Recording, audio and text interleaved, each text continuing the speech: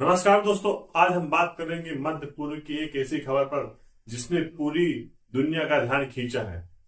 Israel और Iran के बीच चल रहे इस तनाव और उसके संभावित समाधान पर इजरायल ईरान संघर्ष के ट्रंप के शांति दावे पर सवाल। पिछले 12 दिनों से इजरायल और ईरान के बीच चल रहा संघर्ष अधिकार अब अंतिम दौर में पहुंचने के लिए तैयार दिख रहा था। अमेरिका के राष्ट्रपति डोनाल्ड ट्रंप ने सोमवार को एक बड़ा ऐलान किया जिसने कई लोगों को हैरान कर दिया। डोनाल्ड ट्रंप की तस्वीर ट्रंप के सोशल मीडिया पर एक नई पोस्ट में दावा किया। इजरायल और ईरान के करीब एक साथ उनके पास आए और कहा शांति। उन्होंने लिखा, मुझे पता था आ गया है दुनिया और मिडिल ईस्ट के असली विजेता। दोनों राष्ट्र अपने भविष्य की जबरदस्त प्रेम और शांति का समृद्धि देखेंगे। उन्हें बहुत कुछ हासिल करना है और फिर भी अगर वे धर्म और सत्य के मार्ग पर भटक गए तो उन्हें बहुत ही कुछ खोना पड़ेगा।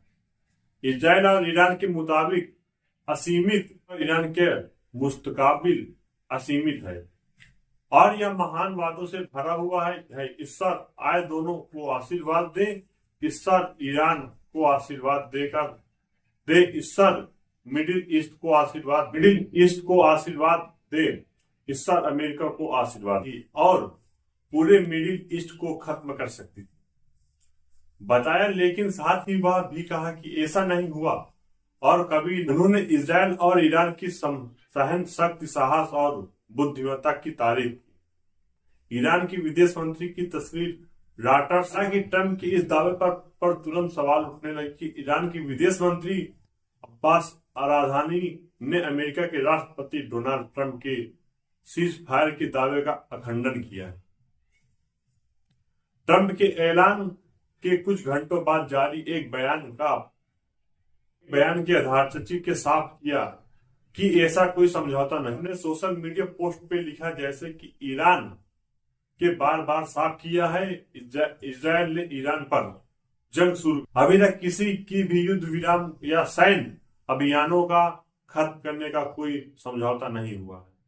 जलता अमेरिकी झंडा खामनेई की तस्वीर। इससे पहले ईरान की सुप्रीम लोग अतुल्यन के अलोई खामनेई के इलाके में अमेरिका का आक्रामकता की निंदा की थी। उन्होंने एक जलते अमेरिकी के झंडे की तस्वीर पोस्ट की थी जिसके बैकग्राउंड के एक युद्ध का ग्रस्त क्षेत्र, जलती हुई इमारतें और एक अंधेरा धुआंधार आसमान था। पोस्ट के लिखा गया था कि हमने किसी नुकसान को नहीं पहुंचाया और हम किसी भी परिस्थिति में किसी भी कोई उजीर्ण का स्वीकार नहीं करेंगे। हम किसी भी उत्पीड़न के आगे झुकेंगे नहीं। यह ईरानी राष्ट्र का लांछन। अमेरिकी एयरबेस की तस्वीर। मिसाइलें ने हमले पर ग्राफिक। ट्रंप ने सीज फायर के ऐलान में पहले ईरान ने कतर स्थित अमेरिका के एयरबेस पे मिसाइलें दागी थी। ट्रंप के इस प्रतिक्रिया को बहुत कमजोर और अपेक्षित बताया। उन्होंने अपनी सोशल मीडिया पर पोस्ट में कहा कि ईरान और अमेरिका और उसके सहयोगी द्वारा ईरान परमाणु सुविधाओं को विनाश करने के बाद 14 मिसाइलें लॉन्च की। इसे 13 को रोक दिया गया और एक को गैर खतरनाक के रूप में मूल्यांकन किए जाने के बाद आगे बढ़ने की अनुमति दी थी। रॉयटर्स की रिपोर्ट के मुताबिक कतर ने अमेरिकी एयरबेस को हमले में निंदा करते हुए कहा कि उसने मिसाइलों को सफलतापूर्वक रोक दिया और किसी के हताहत होने की खबर नहीं। उसने यह भी कहा कि उसका एयरबेस और अब सुरक्षित है।